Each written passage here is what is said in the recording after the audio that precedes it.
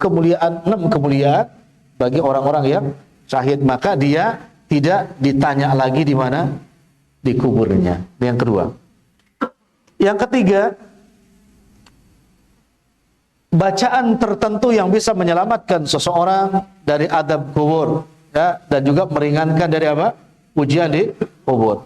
Menurut riwayat At-Tirmidzi dan Ibnu Abbas, semoga Allah meridhoinya, dia mengatakan ada salah seorang sahabat Nabi mendirikan tenda di atas sebuah kubur tanpa dia sangka bahwa itu adalah kubur. Ini jangan dimanipulasi ya.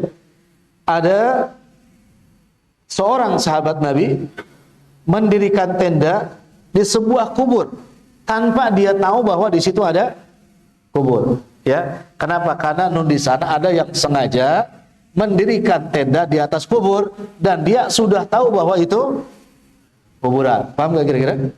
Karena tadi dia mendirikan sebuah tenda di atas kubur, ya, dia tidak tahu bahwa itu, ya, tidak menutup kemungkinan karena sampai sekarang di sana itu kuburan tidak ada apanya, tidak ada cirinya, nisan dan sebagainya gitu kan. Kalau di kita memang bukan cuma cirinya, ada bangunannya. Bukan cuma ada bangunannya, ada lampunya. Ya. Bukan ada lampunya, bahkan ada apanya? Ada kelambunya. Ada kan kuburan pakai kelambu? Ada ya. Antum pernah ke sana ya? Sebenarnya ada semua. Jangan-jangan mantan ahli kubur juga nih. Malah. Ya enggak Ustaz, karena kan lihat juga di mana kuburan itu. Jadi nanti ada yang menyalahkan, sahabat juga ada yang bikin tenda ini, ada juga nanti yang begitu. Padahal di sini kalimat Al-Qutubi apa tadi? Tidak tahu bahwa di situ ada. Seperti Nabi tadi kan melewati sebuah tanah, tidak tahu bahwa di situ ada kuburan. Kan Nabi melarang kita menginjaki apa? Kuburan, karena Nabi nggak tahu kan, sehingga keledainya, bigolnya itu ya menginjak kuburan gitu kan, karena nggak tahu. Nah ternyata di sana bukan cuma itu, duduk di mana? Di kubur, melangkahi kubur, nginjek-nginjek kubur, bahkan pasang tenda dangdutan di atas. Tuh perhatikan, ada kan? Ada gak yang masang tenda di atas kubur? Dangdutan? Ada. Ya apa yang dikatakan Nabi itu berputar, ada terus Pak. Tapi kejahilannya walauzubillah gitu kan. Bahkan ada yang pacaran di kubur, ada ya. Bahkan ada juga yang cari nomor, itu cari nomor di kubur, padahal dia bawa HP Pak. Ya kan, cari nomor di kubur. Nomor dicari, padahal sudah tahu semua kan. 1 sampai 10 kan gitu kan. Kenapa dicari, nyarinya di kubur lagi. Innalillah. Nah ini. Lalu kemudian ternyata itu adalah kuburan ya. Seseorang yang biasa membaca surah Al-Mulk sampai selesai.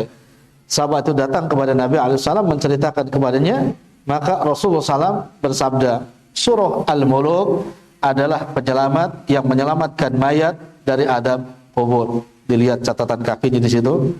Sahih ya. At-Tirmidzi hadis ini hasan gharib. Yani yang bisa menyelamatkan, maknanya meringankan dari pertanyaan di kubur. Salah satu bacaan di antaranya bacaan Quran, yakni surah Al-Mulk.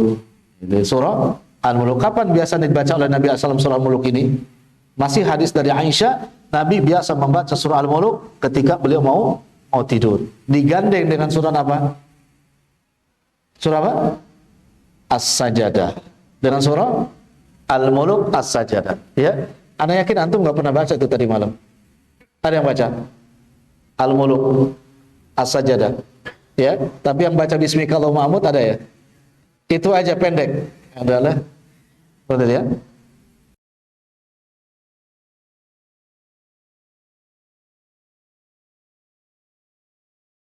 Menyelamatkan atau meringankan dari pertanyaan kubur adalah mati dalam keadaan sakit perut.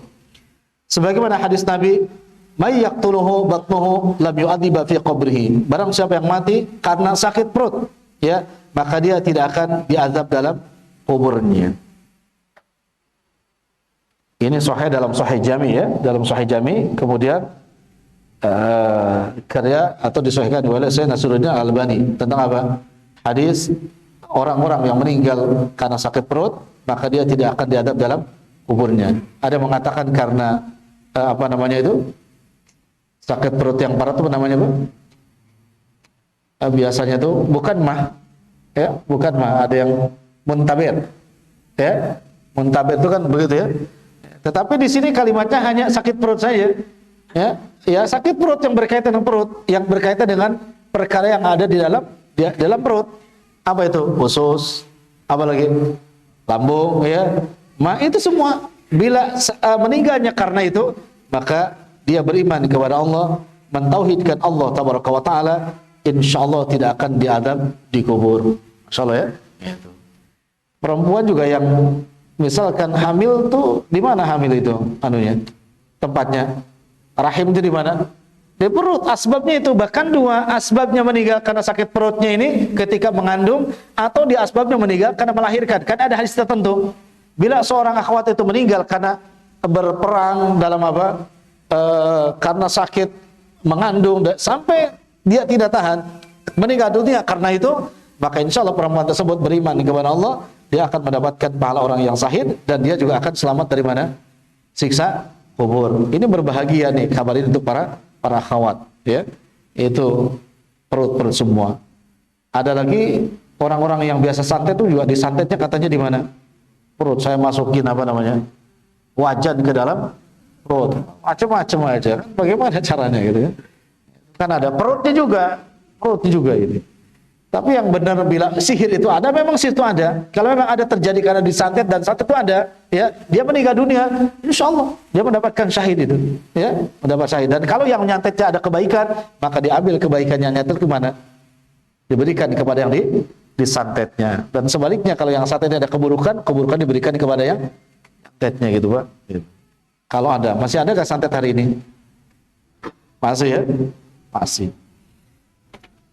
Yang kelima adalah mati di malam atau siang hari Jumat. Karena hadis, "Ma min muslimin yamutu yaumal Jum'ah au lailatul Jum'ah illa waqallahu fitnatal qabri." Tidaklah seorang muslim yang meninggal pada malam Jumat atau siang hari Jumat atau malam Jumat, melainkan Allah menjaga dari fitnah kubur, ya.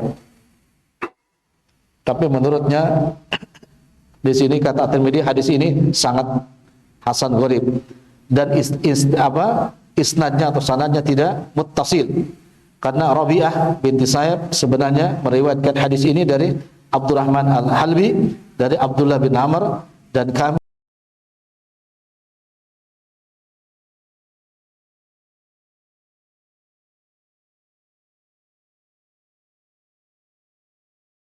Abu Abdillah At-Tirmidzi telah meriwayatkan hadis ini dalam Nawadir Al-Usul secara muttasil dari Rabi'ah bin Sa'ib Al-Iskandari, dari Iyad, dari Uqbah, dari Al-Fikhri, dari Abdullah bin Amr. Dia berkata, saya mendengar Rasulullah SAW bersabda, barang siapa meninggal pada hari Jumat atau malam Jumat, maka Allah memeliharanya dari fitnah kubur. Menurut Al-Qurtubi ini hadisnya sahih. Dia membawakan beberapa redaksi dengan mengatakan Abdullah bin Amr muttasil, ya, sanadnya muttasil. Baik teman-teman sekalian, bab ini kita sudah selesai. Ya, aneh sampai kepada 5 perkara yang bisa menyelamatkan seseorang dari adab kubur, fitnah kubur, dan juga bencana kubur. Dari bahasan kita semua kembali kepada satu kesimpulan, kita mesti bersungguh-sungguh untuk beramal soleh. Semakin banyak amal soleh kita, maka insya Allah semakin banyak kita berharap atas rahmat Allah memberikan kemudahan atas pertanyaan-pertanyaan di kubur, ya, atas pertanyaan-pertanyaan di kubur. Kemudian setelah kita beramal soleh, wajib untuk menjaga amal soleh tersebut dari perkara-perkara yang akan merusak pahala amal soleh. Sampai kapan? Sampai kita meninggal dunia. Karena bab ini membahas tentang bencana, rahasia ketika berada di alam kubur. Demikian ya. Wallahu ta'ala alam bissawab.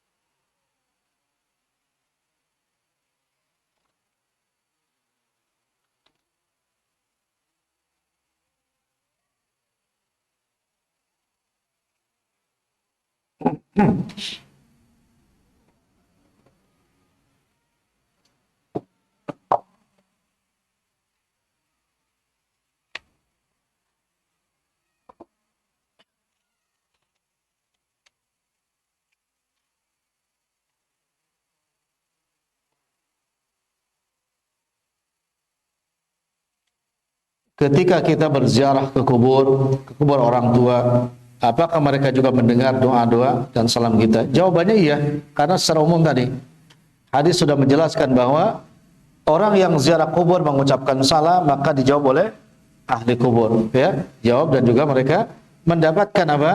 Mendapatkan kebaikan-kebaikan dari doa orang-orang yang ziarah kubur, ya, dari doa orang yang ziarah kubur. Maka tinggal bagaimana cara ziarah kuburnya, ya, bagaimana cara ziarah kuburnya. Satu, tidak ada hari khusus untuk ziarah kubur, kapan saja, ya.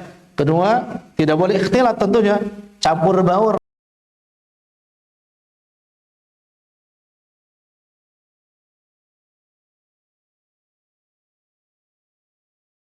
Lama berada di mana? Kuburan, ya, tidak boleh. Yang kelima, maka mesti berdoa sebagaimana doa yang disyariatkan oleh Nabi alaihi salatu wassalam. Yang keempat, dilarang, tidak boleh memohon keberkahan dan lain sebagainya kepada penghuni kubur, ya, apalagi seperti orang-orang yang memang tidak paham, bukan mencari berkah, tapi bahasanya mereka langsung mengambil berkah. Ini redaksi yang amat sangat berbahaya, ya. Allah alam.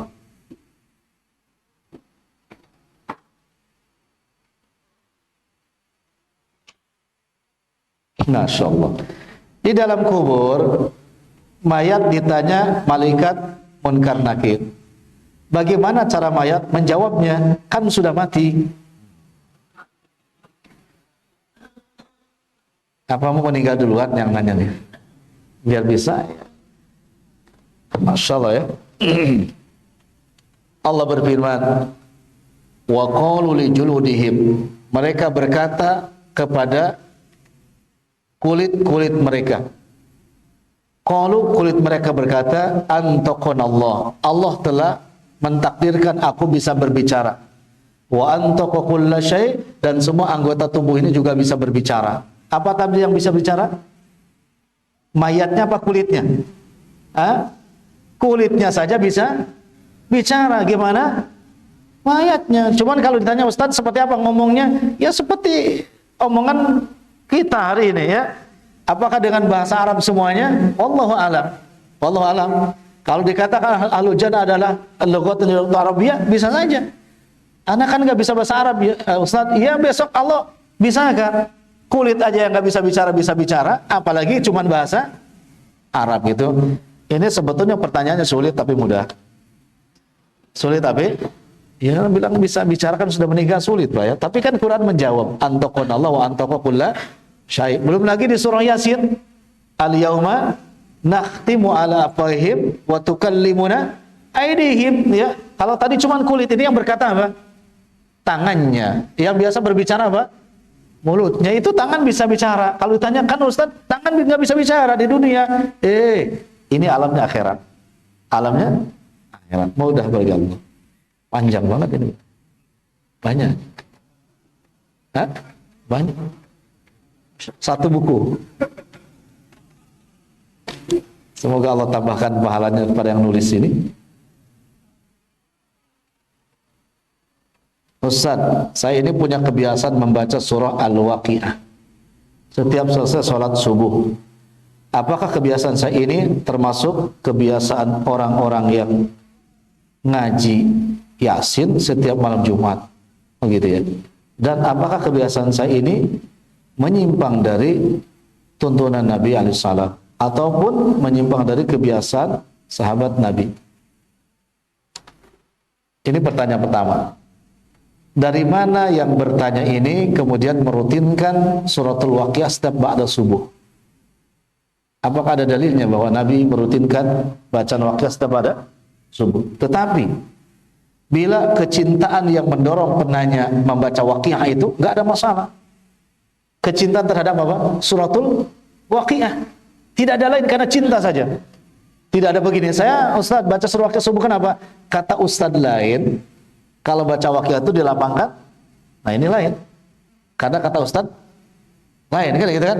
Tapi kalau dia karena cinta terhadap surah tersebut, sebagaimana salah satu sahabat Nabi mencintai surah Al-Ikhlas sehingga sholatnya ya ba'da surah Fatihah Al-Ikhlas itu gak apa-apa. Sampai ditanya kenapa? Karena aku cinta terhadap apa?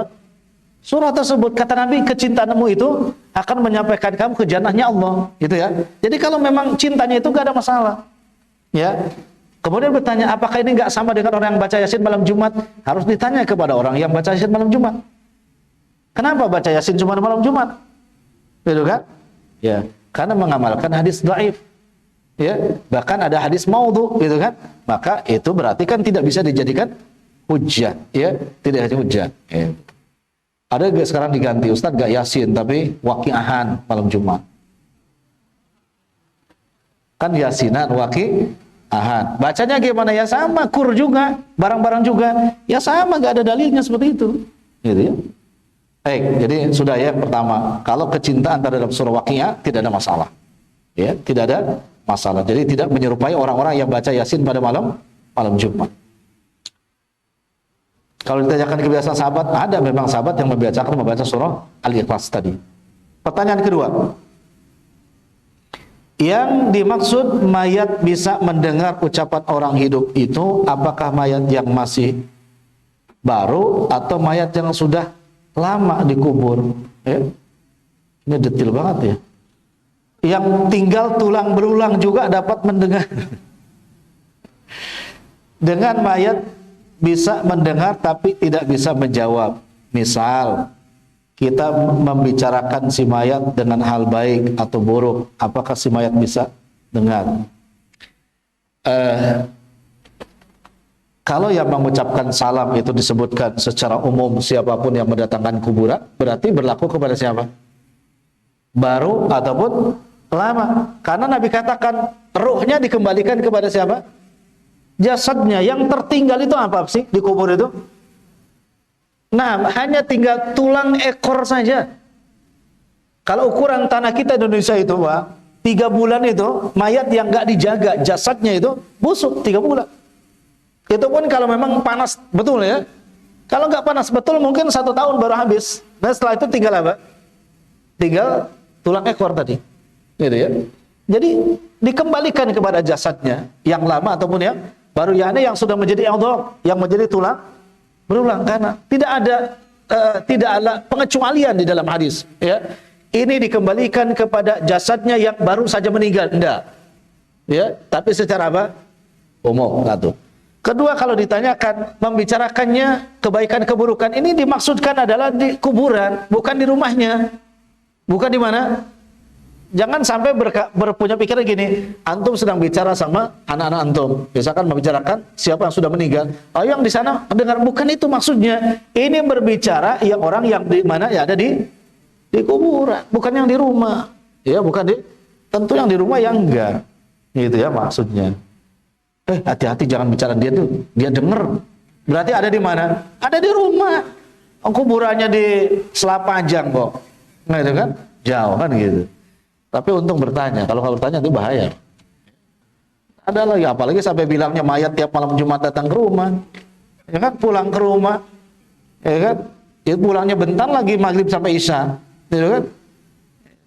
Kalau nggak ada yang di rumah balik lagi, ya, kok tahu jalan, gitu. Aneh-aneh aja, itu dusta betul ya. Cuma bagaimana mungkin mayat yang sudah punya nikmat dapat nikmat, menikmati nikmat? Kuburnya disuruh tidur, yang dapat siksa mana mungkin keluar ke rumah kemudian minta doa sama yang di rumah, gitu kan? Itu kan dia kalau tahu kan tahu, berarti oh yang di rumah sedang ke mall kan tahu. Ngapain buang-buang waktu yang dikubur keluar? Kan lagi ke mall. Samperin aja ke mall. Kan itu gampang. Ikut belanja. Aneh-aneh aja dia.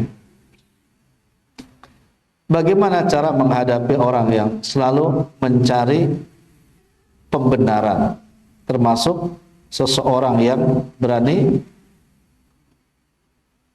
mengisi kajian padahal belum tahu apa ini, belum belajar secara, padahal ilmunya beliau belum cukup dan belajar secara online. Ya, bedakan antara mengajar dengan memberi pelajaran. Ya, fadzakir itu adalah memberi peringatan. Orang yang fadzakir tidak mesti banyak ilmunya. Apa yang dia tahu fadzakir, ya kan? Ada orang minum pakai tangan kiri, tahu nggak boleh, fadzakir. Jangan, saya belum selesai Bukhari Muslim nih 4 jilid, nggak boleh. Ya katakan, tangan kiri itu nggak boleh kata Rasulullah. Jangan nunggu selesai Bukhari berapa? 4 tahun baru selesai kan? Ya. Gitu kan? Jelaskan. Tapi untuk mengajar tentunya harus punya ilmu dan bersanad. Kemudian dia murojaah, gitu kan? Dan yang mengajar pun kalau ditanya nggak punya, harus tawakuf dia. Nggak boleh mengatakan saya tentu cari-cari, tidak boleh katakan mohon maaf saya belum tahu. Jelaskan, jangan malu-malu. Itu konsekuensinya, gitu ya. Tapi beda dengan orang yang memberi peringatan. Fadzakir dengan muallim di sini berbeda, ya, berbeda. Gitu. Tidak boleh juga mencari pembenaran, ya. Harus cari apa? Kebenaran, dan kebenaran mutlak datang dari siapa? Rabbul Alamin, Allah Jalla Jalaluh. Kemudian kita hanya menjelaskan lewat Al-Quran dan Sunnah Rasulullah Sallallahu Alaihi Wasallam.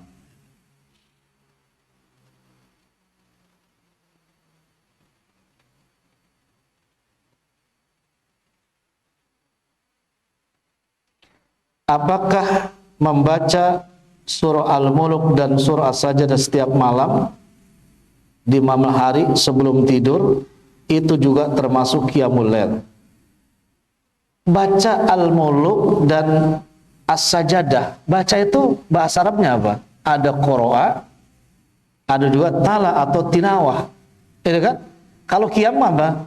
Dari qoma yaqumu qiyaman, berdiri, beda.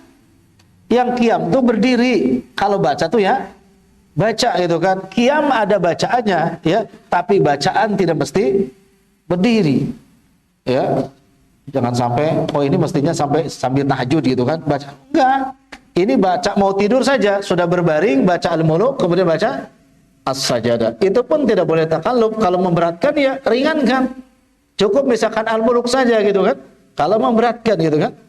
Kalau masih memberatkan Al-Mulk ya baca apa itu? Kalau masih Al-Mulk berat, ya kan? Ya usahakan, gitu ya. Jangan hanya Bismika Allahumma. Itu pasti meringankan itu.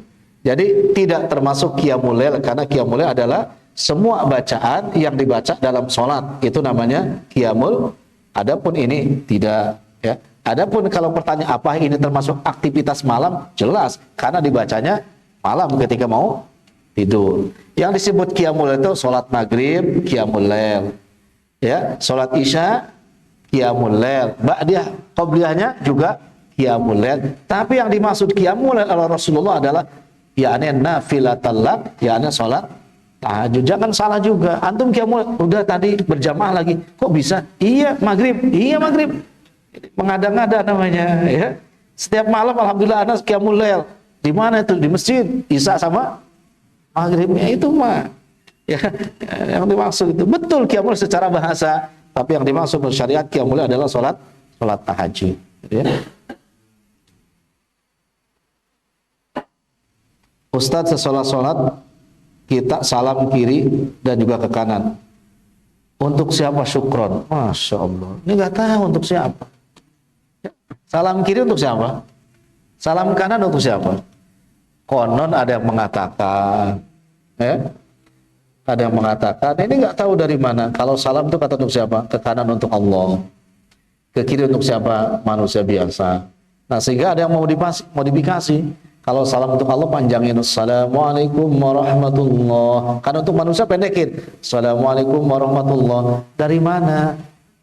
Dari mana? Gitu kan? Dari mana? Ada yang mengatakan beda jenazah, salamnya ke kanan saja karena untuk orang yang masih hidup, ke kiri sudah nggak ada dia, hablum minannasnya katanya. Ya, seperti itu. Jadi kalau ditanya untuk siapa, semuanya sholat dari awal untuk akhir sampai untuk siapa? Anda tanya, semua sholat dari awal sampai akhir untuk siapa? Ya, dalilnya mana? Inna sholati wa nusuki wa mahyaya wa mamati. Jadi kalau ditanya untuk siapa, jawabannya mau salam kanan untuk Allah, salam kiri untuk kenapa? Karena ya kaidah salat itu adalah apa? Afwalun wa aqwalun mubtatahatun bit takbir wa muhtatamatun bit taslim bi syara'ita makhsusatun. Yang disebut salat apa? Af'alun, perbuatan, yakni takbir, wa aqwalun, ucapan Allahu akbar, kan? Wa muhtatamatun bit taslim, diakhiri dengan apa? Mengucapkan salam kanan, salam kiri. Itu salat. Itu salat menurut fuqaha, ya kan? Dengan syarat yang sudah ditentukan. Berarti jangan salah. Salat untuk siapa? Salam untuk siapa? Kalau salam tetap masuk salat, berarti salat salam untuk, kecuali kalau salat itu sampai tasyahud. Fil alamina itu salat tuh. Adapun salam bukan salat kanan, salam kiri bukan salat, berarti untuk siapa? Tapi kalau itu masuk kategorinya apa? Salat, inna salati. Jangan ditafsirkan untuk yang lainnya. Karena tadi ada tuh yang menafsirkan untuk yang lain. Ya. Repot lagi nih, salam kanan untuk mertua Ustaz. Salam kiri untuk siapa? Mertua lagi. Oh, ente mertuanya 2. Ya macam-macam aja. Apakah orang yang dikubur jika disiksa dan jika banyak salah akan terus disiksa sampai kiamat, sampai habis dosanya? Bukan sampai kiamat, sampai habis dosanya. Kalau dosanya belum habis kiamat, ya di kiamat sisa lagi. Itu kan? Bukan sampai kiamat, sampai habis. Mudah-mudahan antum nggak punya dosa lah. Pundernya dosa sedikit ya.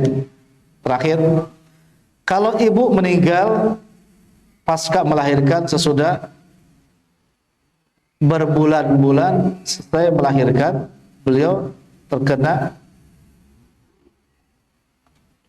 gimana nih? Apa Ustaz, kalau ibu meninggal pasca melahirkan sesudah berbulan-bulan setelah melahirkan, maksudnya beliau terkena darah tinggi atau depresi setelah melahirkan, apakah bisa dinamakan mati syahid?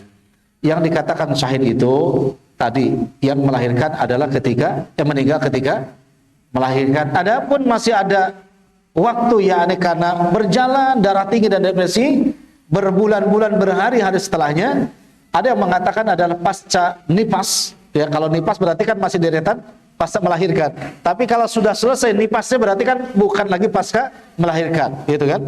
Tapi menurut sebagian, kalau itu menjadi asbab depresinya, darah tingginya, karena memang menurut analisa dokter setelah melahirkan itu, ya menurut sebagian ulama bisa. Tapi kalau bukan, maksudnya terpisah, maka tidak termasuk. Tidak termasuk, gitu ya. Wallahu a'lam. Cukup ya? Sudah gelap, kawan. Mudah-mudahan antum bisa pulang sebelum hujan turun. Allah taala bisawab. Wa sallallahu ala nabiyyina Muhammadin wa ala alihi wa sahbihi wasallam. Subhanakallahumma bihamdika asyhadu an la ilaha illa anta astaghfiruka wa atubu ilaik. Assalamualaikum warahmatullahi wabarakatuh.